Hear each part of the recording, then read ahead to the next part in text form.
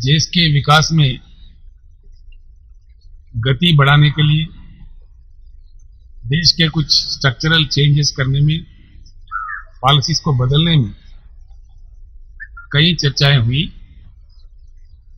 Almost all विषयों पर, सभी विषयों पर हम एकजुट हो गए, सहमत भी हो गए।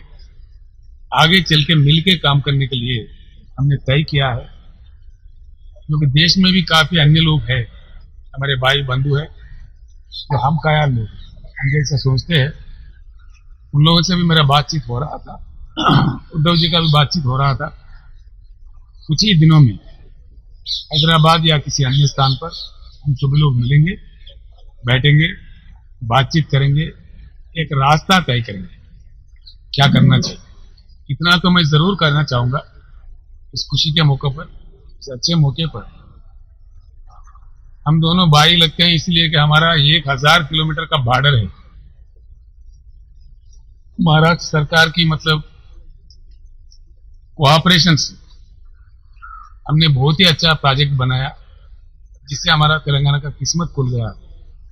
तो कालेश्वरम प्रोजेक्ट हमने बनाया, बहुत ही अच्छा फायदेमंद हुआ।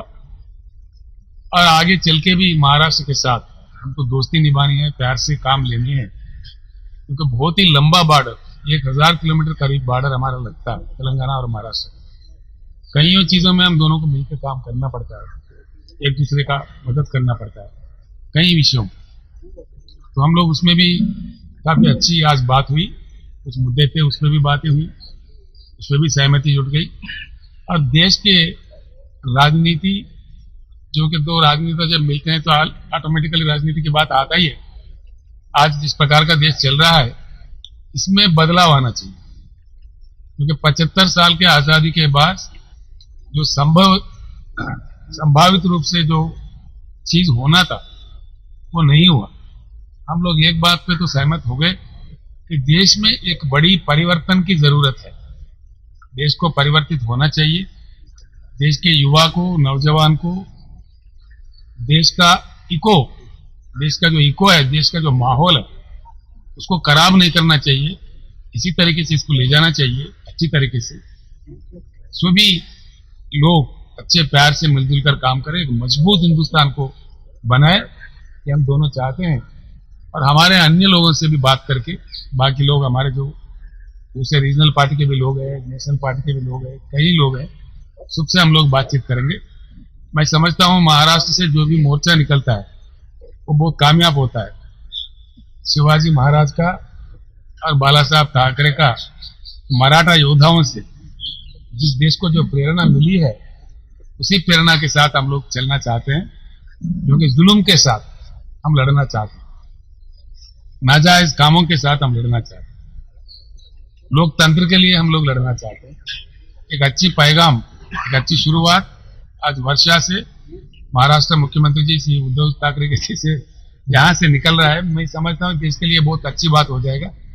आज हम दोनों के बीच में जो बात हुई है, उसका बहुत ही अच्छा परिणाम देखने को मिलेगा कुछ ही समय में। उद्धव जी का मैं निमंत्रण करता हूँ, हैदराबाद में आ जाए किसी प्रोग्राम में। मैं इनवाइट करता हूँ तेलंगाना की जनता की ओर से, मेरे ओर से। और आज जो बातें हुई है और जिस प्रकार का हमें प्यार से, मोहब्बत से उन्होंने खाना भी खिलाया है, मैं बहुत बहुत आभारी हूँ। हम सबके तरफ से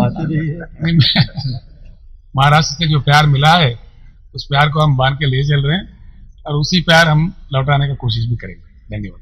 पहिल्या प्रथम मी तेलंगणाचे मुख्यमंत्री रावसाहेबांचं आनंदाने स्वागत केलेलं आहे। आपल्याला कल्पना आहे की गेल्या काही दिवसांपासून आम्ही भेटणार अशा चर्चा मध्ये किंवा बातम्या येत होत्या।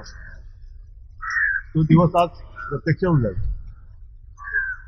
आणि योगायोग असेल काही असेल, छत्रपती शिवाजी महाराजांचा उल्लेख जो आपने किया, बाळासाहेबचा किया, कालच शिवरायांची जयंती होती आणि त्याच्यानंतर दुसऱ्याच दिवशी आमची भेट होते। आणि ही भेट सुद्धा आम्ही त्याच्यात काही लपवण्यासारखं काही ठेवलेलं नाही की काहीतरी आतमध्ये बोलायचं आणि बाहेर बोलायचं, नाही, सदिच्छा भेट होती आमची भेट।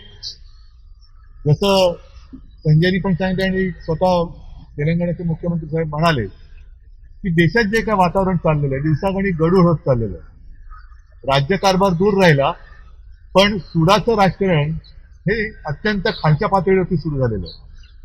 हे सुडाचं राजकारण ठीक आहे, आपल्या देशाची परंपरा नाही आणि हे आमचं हिंदुत्व तर अजिबात नाहीये. सुडाचं राजकारण करणं हे इसमें हमारा हिंदुत्व ऐसे नाहीये बदला लेने वाला.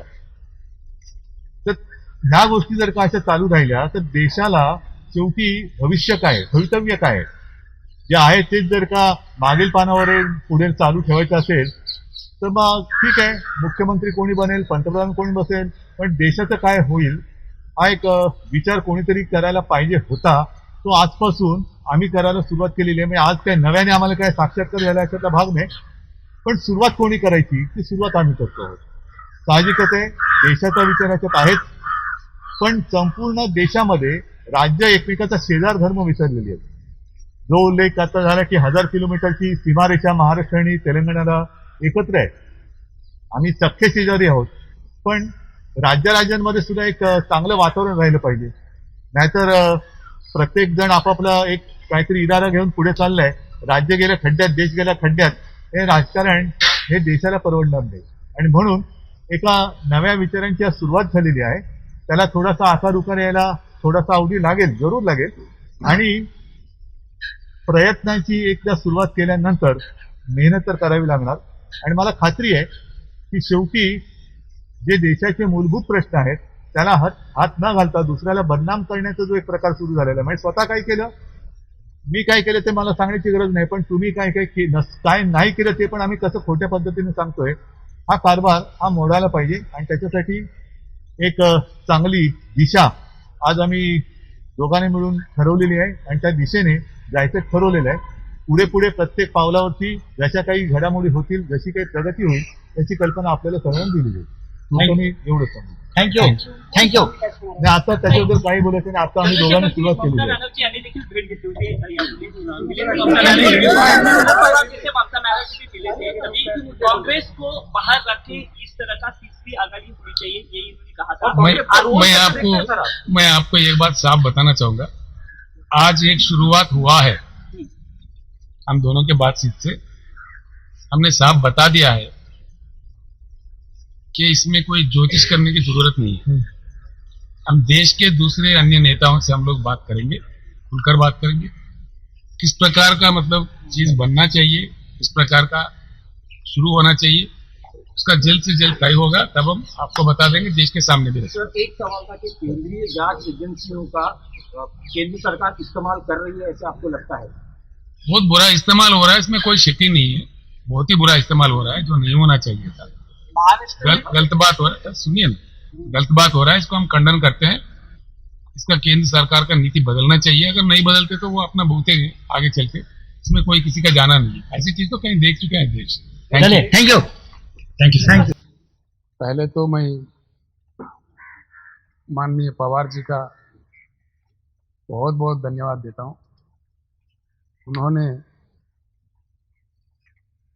तेलंगाना राज्य बनने के समय में 69 में जो एजिटेशन हुआ था, तब से लेके तेलंगाना राज्य बनने का मुद्दा सफल होने तक जिस प्रकार का समर्थन दिया, सपोर्ट किया, हम पूरी जिंदगी में नहीं भूल सकते. तेलंगाना जनता के ओर से, मेरे ओर से मैं उनको बहुत बहुत इस बात का धन्यवाद देता हूँ, इसलिए कि पहली बार मैं उनके घर पे आया हूँ, तो मेरा फर्ज बनता है.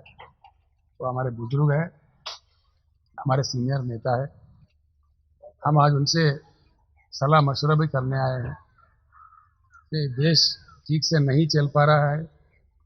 जिस ढंग से हमको विकास करना चाह रहे, उस ढंग से विकास नहीं हो पा रहा है. कुछ चेंजेस 75 साल के आज़ादी के बाद संभावित रूप का विकास देश में नहीं हुआ है. तो इसके वजह भी, इसके कारण भी हमें ढूंढना चाहिए. कुछ नए संकल्प के साथ, नए आशा के साथ, कोई नया एजेंडा लेकर के सारा देश को साथ लेकर चलने का वक्त आ चुका है. इसीलिए पवार जी के साथ जो भी मेरे विचार थे मैंने रखा है. बहुत ही अनुभवी नेता है हमारे देश का. काफ़ी पहले उनका रिकॉर्ड भी है कि हिंदुस्तान का सबसे पहले यंग चीफ मिनिस्टर थे. उस समय से लेकर आज तक सेवा में लगे हुए हैं.